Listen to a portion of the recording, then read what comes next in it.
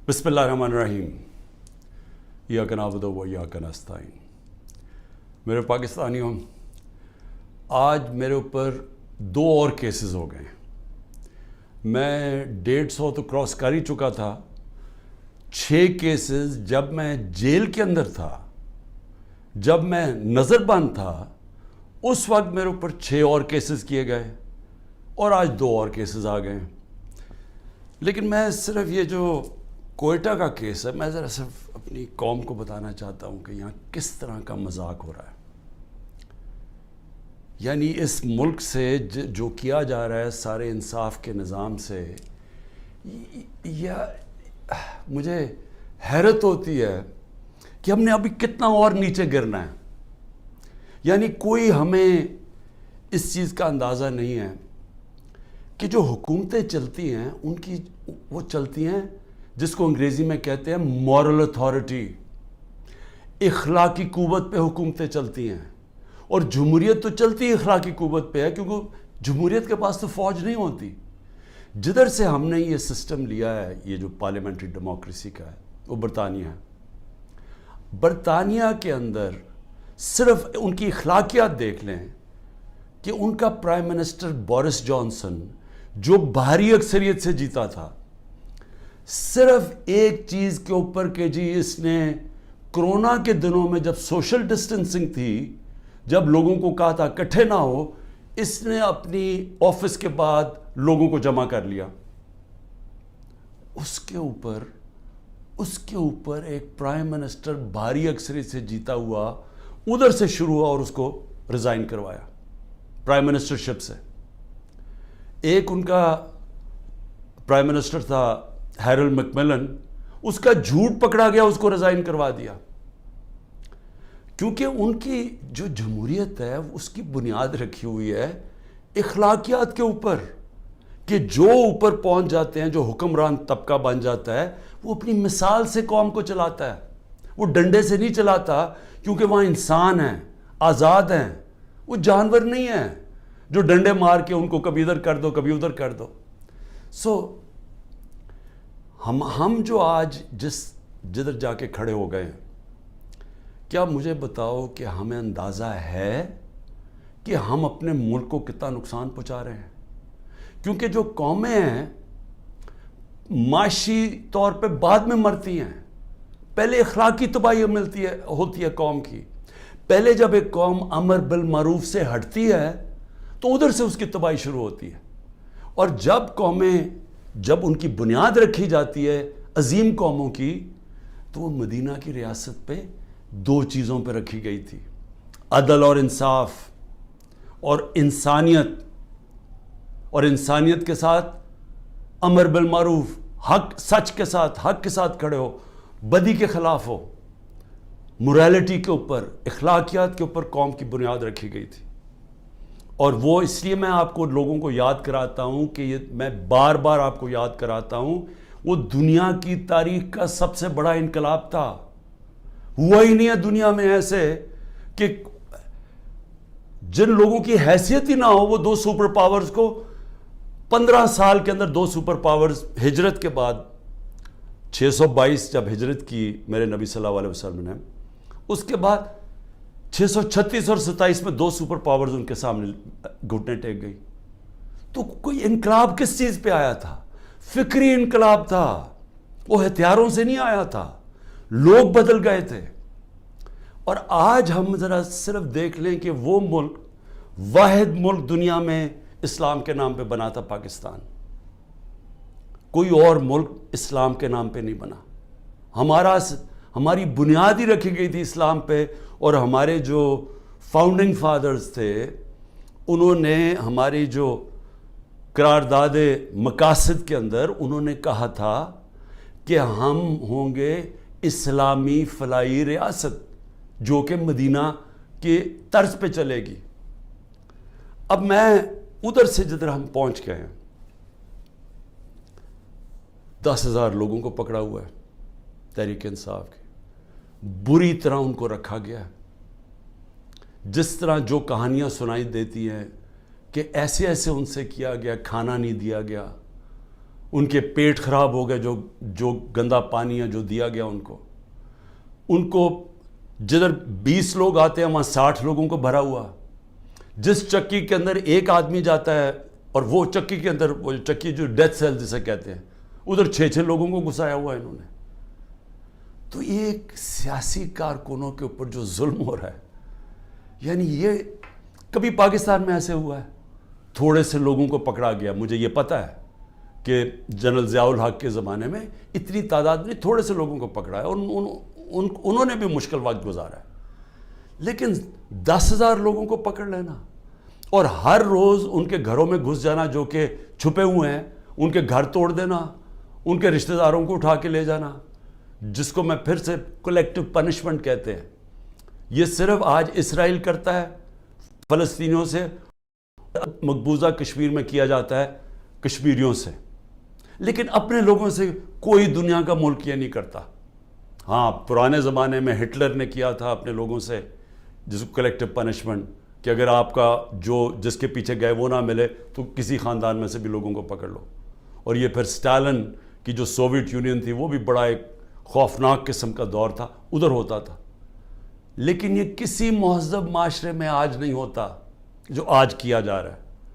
تو اب میں آتا ہوں کہ کیسز کے اوپر, کیسز کیا بن رہے ہیں لوگوں کے اوپر.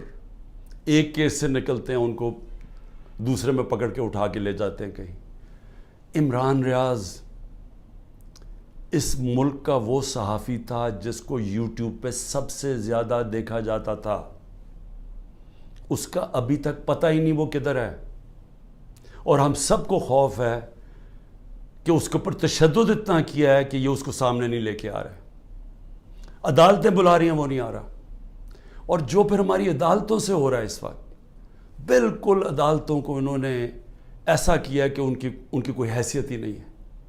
سپریم کورٹ کا فیصلہ ہوتا ہے آئین کے مطابق, ہم آئین کے مطابق فیصلہ کرتے ہیں. 14 مئی کو الیکشن ہونا تھا 90 دن کے اندر, آئین کہتا ہے. حکومت نے کوئی فکر نہیں کی کہ پختونخوا اور اس وقت پنجاب کے لوگ ایک انلیگل, ایک کیئر ٹیکر گورنمنٹ جس کی کوئی لیگیلٹی نہیں ہے, قانون میں کوئی حیثیت نہیں ہے, آئین میں کوئی حیثیت نہیں ہے, وہ بیٹھے ہوئے اوپر, اور وہ کیسز پہ کیسز, انتقامی کارروائی. یعنی کیئر ٹیکر کا مطلب ہی ہوتا ہے وہ نیوٹرل ہوتے ہیں. یا نیوٹرل کا بھی ایک اور معنی ہو گیا, جو نیوٹرل بھی کہتے ہیں وہ بھی ظلم کر رہے ہیں ایک ہی پارٹی کے اوپر. تو یہ کیس کیا ہے؟ اب یہ ذرا جو لیٹسٹ میرے پہ کیس ہوا ہے, مجھے تو یہ پتہ ہی نہیں تھا کیونکہ میرے پاس اتنے کیسز ہوئے ہیں, مجھے تو اندازہ ہی نہیں کہ کون سا کیس کون سا ہے. مجھے صرف اتنا پتا کہ بلوچستان میں کسی نے کیس کیا ہوا ہے اور وہ ایسا فولش کیس ہے کہ اس کی کوئی حیثیت ہی نہیں ہے, اس کے اوپر میں نے کبھی توجہ ہی نہیں دی. وہ کیس کیا ہے؟ قاسم سوری رولنگ دیتا ہے کہ جناب یہ مراسلہ, یہ جو سائفر آیا ہے وہاں سے, اس کے ہوتے ہوئے بیرون ملک کی مداخلت ہوئی ہے ہمارے افیئرز میں, اور اس میں لکھا ہوا ہے کہ عمران خان کو عدم اعتماد میں شکست ہو. یہ مراسلے میں لکھا ہوا ہے, جو کہ وہ ڈونلڈ لو اور ہمارے ایمبیسڈر کے بیچ میں بات چیت ہوئی, جو کنفرم کیا گیا پاکستان کی سیکیورٹی کاؤنسل نے. پھر جب شہباز شریف بنا پرائم منسٹر, پھر سیکیورٹی کاؤنسل میں ایمبیسڈر کو اسد مجید کو بلایا گیا. اس نے بیٹھ کے کہا کہ ہاں یہ مجھے ڈونلڈ لو نے کہا تھا کہ عمران خان کو ہٹاؤ پرائم منسٹرشپ سے, اور یہ عدم اعتماد میں اس کو فیل کرو. اور ابھی عدم اعتماد درج نہیں کی گئی تھی اسمبلی کے اندر. تو قاسم سوری نے اس کو سامنے رکھتے ہوئے کہا کہ اس کے مراسلے کے ہوتے ہوئے میں یہ نہیں اس وقت آگے اسمبلی کو بڑھنے دیتا. اس کے اوپر میں نے اسمبلی ڈیزالو کر دی اور میں نے الیکشنز کال کر دیے. اب یہ آدمی کہہ رہا تھا کہ وہ جو الیکشنز میں نے کال کیے ہیں اس کے اوپر آرٹیکل 6 لگنا چاہیے. تو سپریم کورٹ نے تو پہلے ہی رولنگ دے دی تھی. انہوں نے تو اس کا صرف قاسم سوری کا جو رولنگ تھی اس کو انہوں نے ان لافل ڈکلیئر کر دیا. لیکن میں نے تو اس رولنگ کے اوپر فیصلہ کیا تھا کہ اسمبلی ڈیزالو ہونی چاہیے اور الیکشن اناؤنس کر دیتا ہوں. تو میرے اوپر تو کچھ تھا ہی نہیں, تو کیس میں تو کوئی حیثیت ہی نہیں تھی. اس آدمی کا وکیل کا قتل ہوتا ہے, فیملی ساری کہتی ہے کہ خاندانی دشمنی تھی، اس پہ قتل ہوا ہے. وہاں پہنچ جاتے ہیں، یعنی وہ پتہ چلتا ہے کوئی 9:30 بجے اس کا قتل ہوتا ہے. 4 گھنٹے کے اندر لا منسٹر پریس کانفرنس کر دیتا ہے کہ عمران خان اس میں ملوث تھا. 4 گھنٹے. کبھی سوچیں کہ کوئی قتل ہوا ہے، کوئی انویسٹیگیشن ہوتی ہے، کوئی پتہ چلتا ہے، وہ 4 گھنٹے میں کہتا ہے عمران خان اس کے اندر ملوث ہے. اور اس کے بعد کیا ہوتا ہے؟ اس کے بعد آئی جی اٹھاتا ہے اس کے بیٹے کو، رات تک آئی جی اس کو اپنے پاس رکھتا ہے، اور اس سے پھر ایک اور سٹیٹمنٹ آ جاتی ہے کہ جی یہ عمران خان نے قتل کروایا میرے باپ کو. اب پہلے میں یہ سمجھنا چاہتا ہوں کہ عمران خان نے کتنے اپنے زندگی میں قتل کروائے ہیں. 150 سے اوپر تو میرے اوپر کیسز ہیں، تو کیا میں ادھر بھی کسی کو قتل کروانے کے چکر میں ہوں؟ اور وہ کیس جس نے آگے بڑھنا ہی نہیں تھا، جو میرے وکیلوں نے بھی کہا کہ جس نے کس طرح آرٹیکل 6 میرے اوپر لگا سکتے تھے، جبکہ سپریم کورٹ نے رولنگ دے دی تھی اس پہ، تو میرے اوپر تو وہ ہو ہی نہیں. اور پھر آرٹیکل 6 کا جو ہوتا ہے یہ گورنمنٹ کرتی ہے، یہ کبھی انڈیویجول نہیں کرتا. تو یہ وہی ایک ان میں سے کیسز تھے جنہوں میں نے ان میں مجھے پھنسایا ہوا تھا. اب یہ سوچیں کہ اس کے اوپر میرے اوپر انہوں نے 302 کا مقدمہ کر دیا اور میرے اوپر قتل کا کیس کر دیا. واضح ہے، مجھے نظر آ رہا ہے کہ کیا کرنا ہے. اتنے زیادہ کیسز ہیں، میں اب اسلام آباد جانا ہے کل، کوئی 16 کیسز کے اوپر میں نے بیل لینی ہے. 16 کیسز کے اوپر. کبھی کسی اور پولیٹیکل لیڈر کے اوپر کبھی ایسا ہوا ہے؟ مجھے بتائیں. ان لوگوں نے جنہوں نے 30 سال سے ملک لوٹ رہے تھے، ان کی وہاں اربوں ڈالر کی جائیدادیں پڑی ہوئی ہیں. ان کے رہن سہن ذرا جا کے دیکھیں. ایک بیٹا 20 ارب کے گھر میں رہ رہا ہے، دوسرے دیکھو ان کو اربوں روپے کی پراپرٹیز ہیں. ان کے کسی کو کوئی ہوٹل کسی کے نام پہ ہیں. یہ ساری چیزیں یہ ابھی سے نہیں، یہ مجھے باقاعدہ ISI سے انفارمیشن ملتی گئی ہے 20 سال سے. جنرل امجد جب نیب کی دی تھی، انہوں نے جو 15 سال میں چوریاں کی تھی، اس کے بعد مسلسل ہمیں انفارمیشن ملتی رہی. جب اس کے بعد جب ہماری گورنمنٹ آئی تو اس کے بعد ہماری اپنی ایجنسیز انفارمیشن دیتی تھی. ISI بتاتی تھی کہ انہوں نے کیا کیا ان کی پراپرٹیز ہیں. اس سے پہلے بھی دیتی تھی، جب ان کی 10 سال دونوں نے حکومت کی تب ملتی رہی. ان کے اوپر تو کوئی اس طرح کی چیزیں نہیں ہوئی. وہ جیلوں میں بھی رہتے تھے تو وہ آرام سے رہتے تھے. وہاں تو کوئی اس طرح کا ذرا ان کے دیکھے تو صحیح ماضی میں کہ ان کے اوپر کیسز کیا تھے اور یہ رہتے کیسے تھے اور ان کے اوپر کیا ہوا. یہاں مجھے بتائیں کہ یہ کوئی کیس ہے؟ کوئی مانے گا پاکستان میں کہ عمران خان نے جا کے کوئٹہ میں قتل کروا دیا کسی کو کیونکہ اس کو ڈر لگا ہوا تھا کہ وہ کیس کامیاب ہو جائے گا؟ اور پھر کتنے یعنی ماضی بھی ہے. رانا ثناء اللہ کا تو یہ عابد شیرلی کا باپ کہتا ہے 18 قتل کیے ہیں اس نے. فیصل آباد میں جائیں وہ کوئی اس سے زیادہ قتل بتاتے ہیں. شہباز شریف کی تو رپورٹ ہے ہیومن رائٹس کی یا ایمنسٹی کی کہ اس نے 97 سے 99 تک 770 لوگوں کو پولیس مقابلے میں مروایا ہے. اس کے اوپر تو عابد باکسر نے ٹی وی پہ آ کے کہا کہ اس نے قتل کروائے ہیں. عمران خان کے اوپر بتائیں کس نے کہا کسی کو قتل کیا؟ تو یہ جو قتل کا کیس انہوں نے کیا ہے، اس کا مقصد ہی ایک ہے کہ کسی نہ کسی طرح عمران خان کو پکڑ لو. اور میں اب کل اسلام آباد جا رہا ہوں، میں تو پورا تیار ہوں، میں تو تیار ہوں کہ پھر سے مجھے یہ پکڑیں گے. لیکن میں کچھ اور آج کہنا چاہتا ہوں. میں آج اپنی پارٹی کو بھی ساروں کو یہ آج کل چیزیں بتاتا ہوں کہ اب آپ کو سمجھ آئی کہ میں نے 27 سال انصاف کی تحریک کیوں شروع کی تھی. کیونکہ یہ جو ہمارے سے ہو رہا ہے، جو میرے سے ہو رہا ہے، جو میرے لوگوں سے ہو رہا ہے، یہ پاکستان کے عام آدمی سے ہر وقت ہوتا ہے جب طاقتور کے سامنے وہ کھڑا ہوتا ہے. پوچھے ذرا آج اندرون سندھ میں جو ہوتا ہے لوگوں سے، کیا یہ مخالفین کے ساتھ کرتے ہیں، کس طرح یہ FIR پولیس کا استعمال کرتے ہیں، لوگوں کو غلام بنایا ہوا ہے. بیچارے اتنے لوگ ڈرتے ہیں وہاں ان سے کیونکہ لوگ تو بے بس ہیں. میرے پاس تو میں خوش قسمت ہوں کہ انصاف لائر فورم میری پوری مدد کرتا ہے. انصاف لائرز، ان بیچاروں کے پاس کیا ہوتا ہے جب ایک کمزور آدمی ایک کسان، ایک مزدور، ایک بیچارہ چھوٹی دکان والا، جو ایک